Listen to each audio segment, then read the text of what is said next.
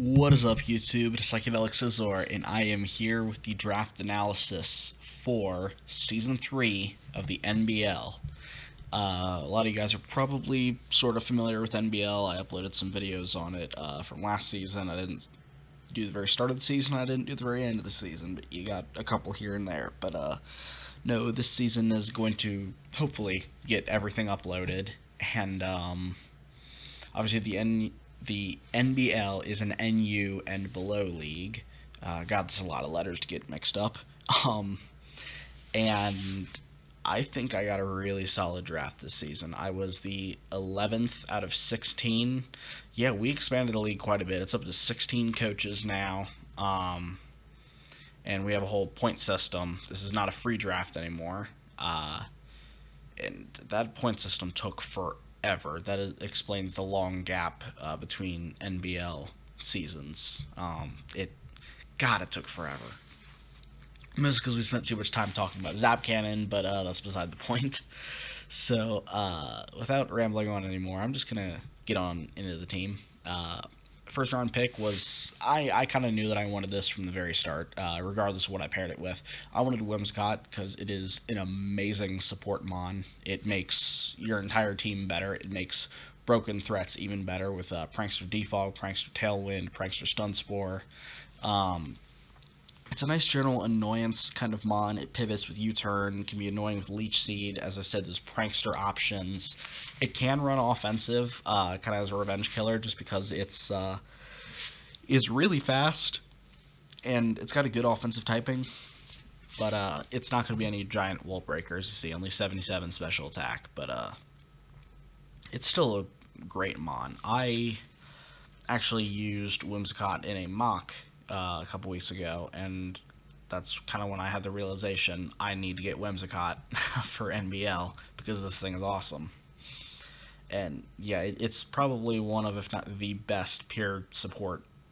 It's not even pure support mons either. It really does have some offensive options. Just this dual stab plus, I don't know, what does it get? Like Hurricane, and it doesn't need a whole lot outside of that. You know, hidden powers, Shadow Ball.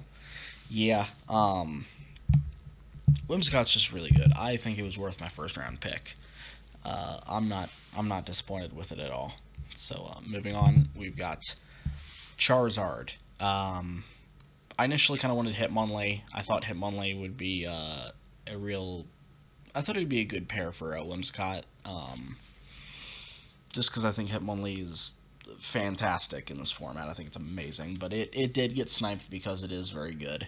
And so I went with Charizard because I think Charizard is the best setup threat, or at least most versatile setup threat in the league. It can set up so many different ways very viably. It can Omni Boost, which is not banned. It can Z Sunny Day. It can Dragon Dance. It can Belly Drum. It can Swords Dance. That's how many ways? Let me see. Dragon Dance, Swords Dance, Omni Boost, Z Sunny Day. That's 4 or 5 ways. I don't know. I lost count mid counting, so we're just gonna. It has several ways to set up, and that's just really scary. On top of base 109 special attack, which is certainly respectable with such good offensive typing, pairs really well with Whimsicott because Whimsicott does give it that Prankster Defog if I really need to get rid of rocks for it to come in. And Solar Power is really powerful when paired with Z Sunny Day. Sure, you're losing health pretty fast, but you're destroying everything in front of you with fire moves. Because you've got the sun and the solar power boost and the stab boost all to your fire moves. That's powerful. That's really powerful. So I think Charizard could do really well this season if I play with it smart. Or of course it could just spend all season dying to rocks. We'll see. We'll see. But it shouldn't be dying to rocks, seeing as I got Xatu and Magic Bounce for even more hazard support. It's a great fighting check, as is Whimsicott. And obviously it just dominates the hazard game with Magic Bounce and Defog if hazards do manage to get up. Which, it's not the bulkiest thing in the world, but with it being so fast and having Roost and a good defensive typing, I'm sorry. I'm tired. I literally just got up from a nap to do this. But with its kind of fast roost, it's able to act kind of bulkier than it is. And it's got some decent offensive options. Its dual stabs are good. It's got Heat Wave to go with it. Foul play is always reliable. And screens, I know it gets. Yeah, it's a good support mon. And I am really happy to get Zatu. It's definitely a different kind of mon. It's not anything that I've really drafted before. I think it's gonna be really interesting to use it. I'm excited for that. Next, we got a Palisand because we did not have rocks yet, and I refuse to lose to fighting types because fighting types are really, really good in this format. So as you see, we've technically drafted 4 fighting resistance in a row, which is fantastic. And Palisand is a really, really reliable rocker. It's just simple. Comes in, eats a hit, sets up rocks, recovers. It's really damn good at that. And with 100 special attack and a good offensive typing, it's not the easiest thing to take advantage of. It's Earth Power and Shadow Ball hit a ton of things. Oh, God, I'm still yawning. What the hell? It's also a nice little kind of anti-trick room option. Very, very low base speed. But yeah, Shore Up is really nice for it to get that nice recovery. It's got Sludge Bomb for grass types, which is also nice. But this thing is primarily just going to be a really, really nice stealth rocker for the team and physical wall. Next, we got some special offense, but we don't really have what I would consider a breaker. So I went and got the highest special attack in the tier and got Vikavolt. Now, Vikavolt, if you don't have a ground type, will rip you a new one. Even if you do have a ground type, it can still rip you a new one. I mean, base 145 special attack is just nothing to laugh at all. It is so powerful. Plus, when you consider it's got agility and roost. Alright, that's 3 times I've yawned. When you consider it's got those other options too, and stab volt switch, it's a really, really good mod. Got, well, good coverage. I won't really go through it, but you know, Vikavolt just destroys things. Next we have got Cryogonal, the defensive MVP of last season, coming back, and the kills leader somehow. Cryogonal is back. I know how good it is. I love it because of its work last season.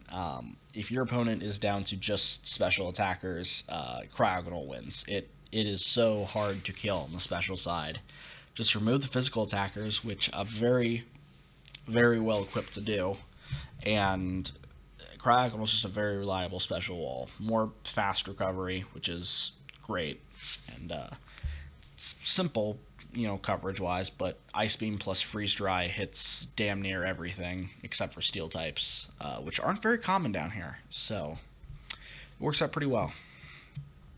Next, we got Girder. I do like Girder, don't get me wrong. I do think Girder is extremely good, but this was my 4th choice for a fighting type. First, I want to Hitmonlee in round 2.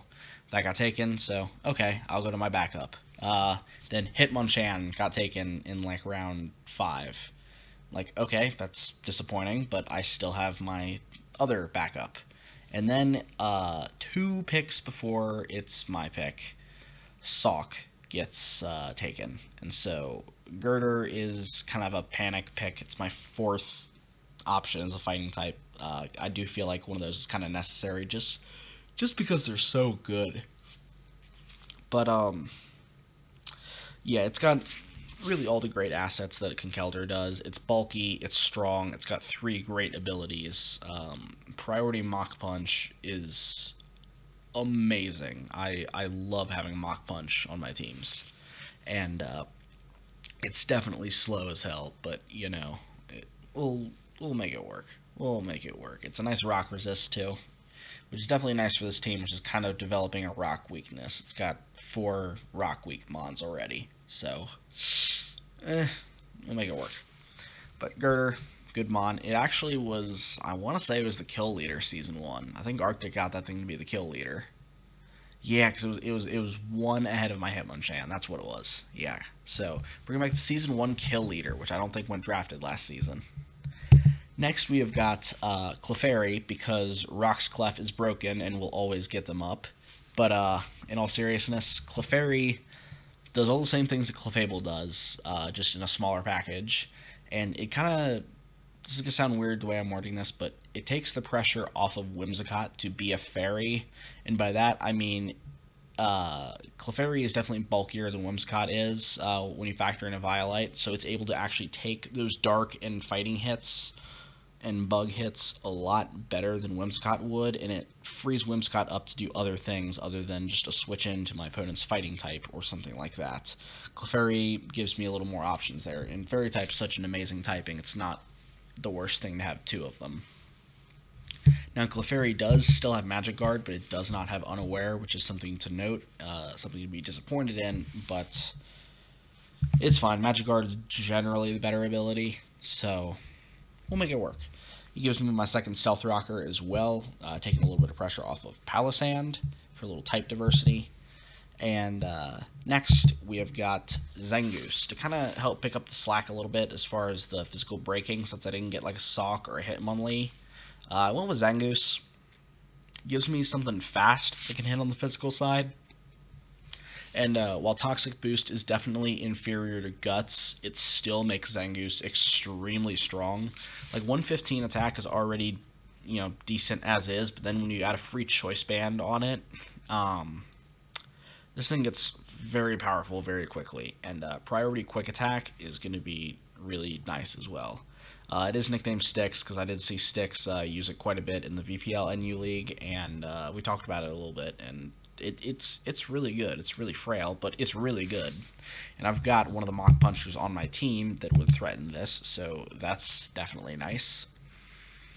And final pick, Corsola. Yes, I drafted Corsola. Deal with it.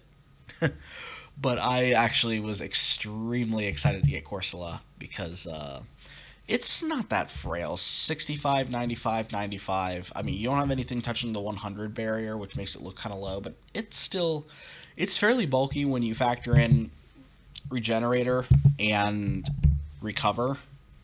So it's got a lot of sustainability. And I kind of wanted to use it for the meme. You kind of have to have a meme pick in this league. I mean, you're doing it wrong if you don't. But also, just I thought it's a really cool mod that never gets any kind of love, and I think this is finally a time where it could shine a little bit. My team's got a little bit of a fire weakness, and Charizard is not really a good fire resist, so Corsola gives me a 4 times fire resist. Gives me a normal resist that I didn't have outside of Palisand, and it kind of does what bulky waters do. It gives me a third stealth rocker, which is always a magic number for me. I never like to have less than 3 stealth rockers. It's awful when you're that limited. So it gives me my third stealth rocker. It gives me a nice reliable pivot into moves, just because Regenerator, soak up the hit, switch out. I am extremely excited to have Corsola. Now, if you guys want to be nicknamed after any of these mons, leave it in the comments. And this is your Oakland Azelfs for Season 3 of the NBL. I think this is a really good team. It has one kind of big flaw in that it has a speed gap between... God, this is really bad. It drops from base 90 speed all the way down to base 55 speed. Oh my god. Now, Sock or Hitmonchan was supposed to fill that gap, or Hitmonlee, but that didn't happen. But it actually was not as bad as I thought initially, because then I realized that actually uninvested, like Whimsicott, Cryogonal, and Xatu fall into that speed tier, so the gaps are still kind of covered. Not still not as well as I'd like, but it's better than nothing. I do have those mons in there, so I'll have to account for that. and that is a team. Let me know if you guys like it. Make sure you like, subscribe, share, do what you do with the YouTube videos. I'm gonna get on out of here and see you guys later.